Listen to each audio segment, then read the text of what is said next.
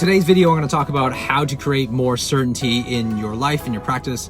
One of the questions that was sent to me today, and I just thought I'm going to shoot a video on this. How do I increase more certainty? What they're really asking, what I find, the majority of the cases, is that they're asking, how do I basically tell the truth to people without being rejected? Certainty is not always about, gaining more confidence. Well, there's a couple ways to kind of do this, and I want to kind of touch upon a few things. Number one is that we need to have alignment. The alignment that has to be is that when you are providing care to someone, the recommendation that you give needs to be the best recommendation that you possibly can give to anyone, whether it be your mother, your father, your brother or sister, or your best friend. I think when you can think from that perspective, that's going to change the context, because now we're not bending the truth. Because if you told the truth of what you were recommending in their particular situation, and this person is just like family, then telling that truth to that person is going to be helpful. So the second thing I think needs to happen is the belief in yourself, right? I know that sounds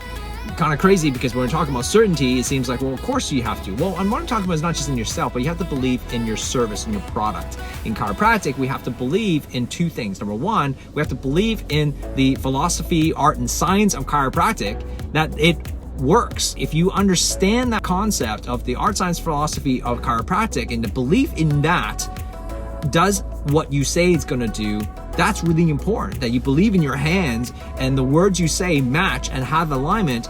That has to come true, because otherwise there is no certainty, right? There's no way, if you don't believe in what you're saying, you don't believe in that what you say is true, then there's no way you're gonna, no matter what books you read, no matter how much you pump out yourself, there's no way you're gonna have that certainty. The third thing I think you need to consider is this, is that you need to consider the fact of the rejection. What I mean by rejection is this: when you're offering your care plans to people, when you're telling them the specific, how often they need to come in, whatever the plan recommendation is, you need to understand that if they choose to reject you, they're not rejecting you. So which means that you can't take it personally. If you can separate the two, that when someone turns away from you or doesn't go after your plan or what you recommended, they're rejecting the offer, not the person. So don't take it so personally.